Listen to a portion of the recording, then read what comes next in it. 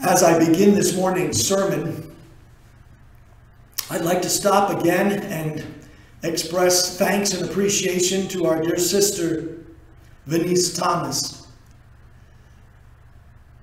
I'd like you to know that when we get together for worship team, there are occasions when Venice says to me, Pastor Rob, I appreciated the live stream this weekend, but I felt like there was a little too much of me in it. And I want to say that I don't think that we can have too much of you, Venice. I am so appreciative of all the many ways that you've blessed our worship service over these past weeks and indeed months. And you are a minister into and of yourself with the beautiful words that you have weaved together that help us to draw nearer and closer to God. I want to thank you, and I want to be very clear to everyone that so much of my thinking, my thought process as relates to this particular sermon is inspired and informed by the beloved teaching ministry through music of our sister and friend, Venice Thomas. It's an image that we have seen and heard before, the image of God's tapestry. It is elucidated beautifully in this wonderful banner. God hath done marvelous things, and we see there the moon and the stars and the planets and the great wonder of God's creation that is space.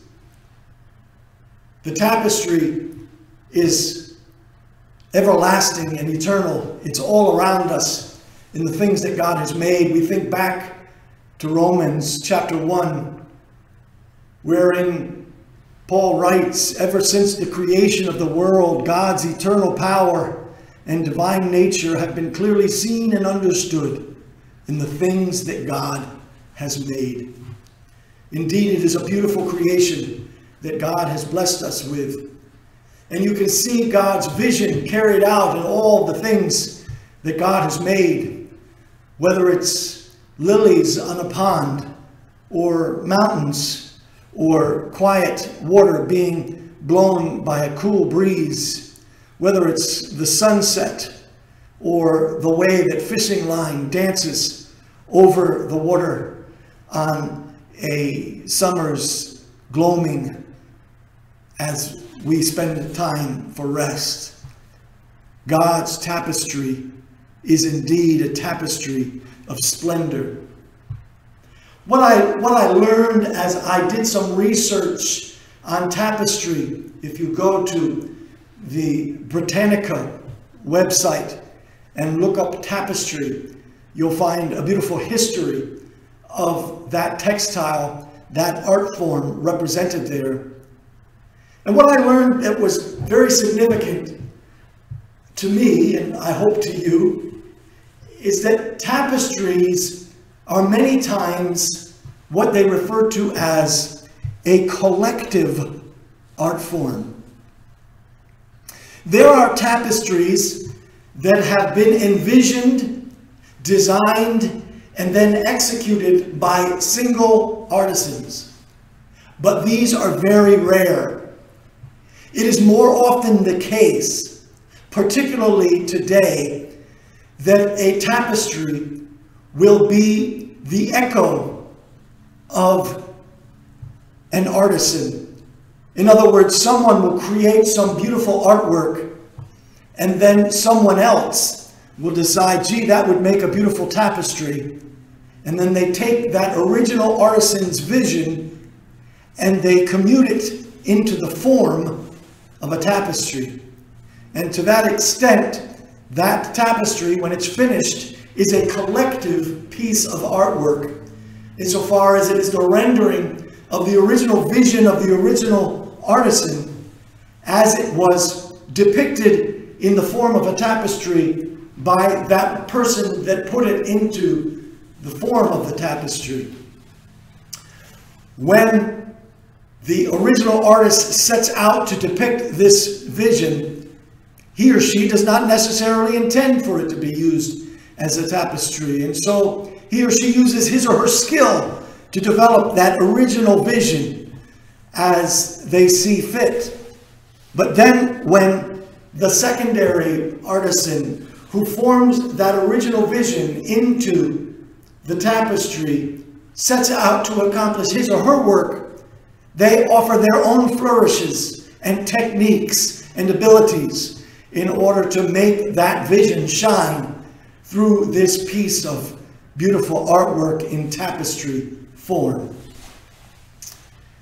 This image is so powerful to me as I think about our world as God has created it, and particularly as we think about our world in this present moment.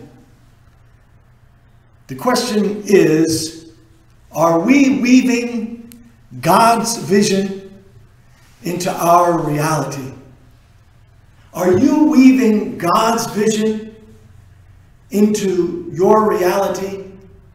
And is that tapestry that is your life that you are creating fashioned upon the vision of the one who created you? Is your life configured according to the plan that God has intended?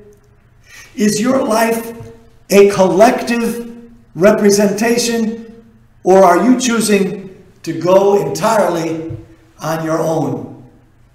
I want to encourage you that I believe that in this instance, God does not intend for us to do it entirely by ourselves. In fact, I would go so far as to suggest that that verse from Romans chapter 3, verse 23, which says that all have sinned and fallen short of the glory of God, suggests to us that we need to reconnect. We need to reconnect to the collective vision that God has for our lives. God is the ultimate designer and planner. God is the ultimate artisan who gave us a vision to lay forth on the world within which we live. And it becomes ours to become that artisan that takes that vision that God has planted in our hearts and to make it come to life in the life in which we live, in our home, in our family, in our relationships, in the community, and at church, and in the world around us.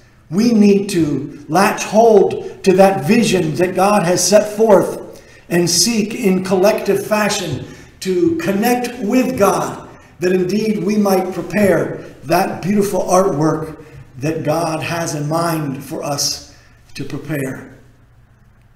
Also, I'd like you to think with me for a moment about a beautiful tapestry. Imagine, if you would, a beautiful tapestry. Take a few deep breaths.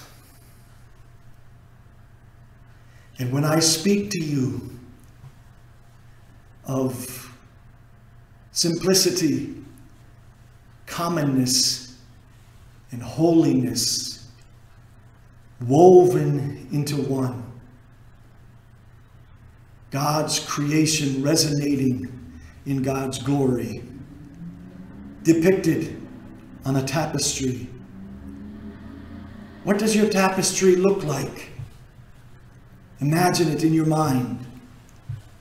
Are there colors?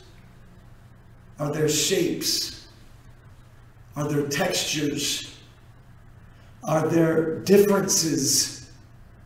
Places where that tapestry is symmetrical, and other places where the shapes and the movement of the tapestry defies understanding. You see, the illustration that I'm trying to create for us is one that suggests that a tapestry is multifaceted, is intricate, is detailed, and is diverse. It includes a variety. It includes contrast. It includes substance and character. It includes depth. It includes skill. You see, God created this world as a tapestry, one that may be similar to the one that you saw in your mind's eye when you imagined that tapestry. And I want to suggest to you that that tapestry is not monochromatic, is not a single color, is not a single representation, but includes diversity and intricacy. Imagine with me, if you will, if you went into a museum. It was a new museum of modern art to be featured here in Stamford, and you went into that museum, and on every single artist's presentation, there was the singular color, white. Everything was white. Though I have to say, it would likely be appealing to some. I venture to guess that eventually we would very quickly lose interest in that museum because it would not have dynamism. It would not have intricacy. It would not have diversity. It would not have the celebration that God has created in this world in which we live. And it's in this regard that I want to urge you to open up to the many, many, many, many different representations of God's vision that are a part of our daily living as we here in Stamford are so blessed to live among and within. When we see so many different faces, so many different expressions of this life, when we get to taste the tastes of so many different cultures, and we get to see the hopes and the dreams of so many different people come to life in their expressions of living each day as they endeavor to weave God's vision into their reality.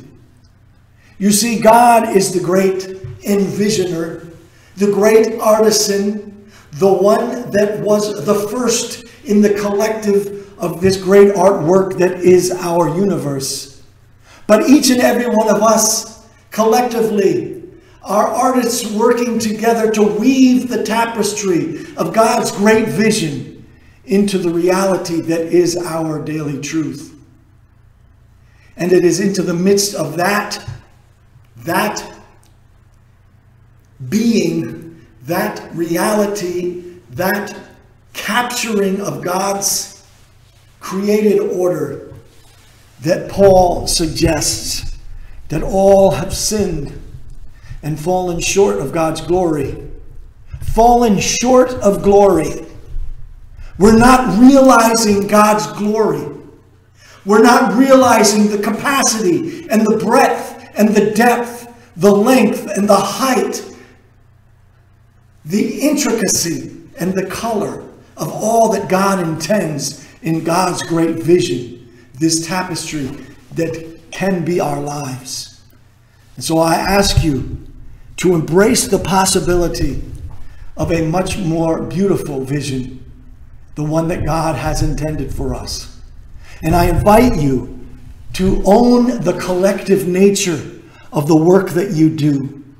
Don't try to go it on your own and exclude yourself from God and exclude yourself from others and indeed exclude them from you, but rather begin to envision your being as a collective, a connectional representation of the truth of God's glory in the way that you live your life over and against the way that others live their life, and beholding the glory of those distinct, intricate visions of God brought to reality beside one another, creating God's perfect harmony and arriving at a sense of God's greater glory.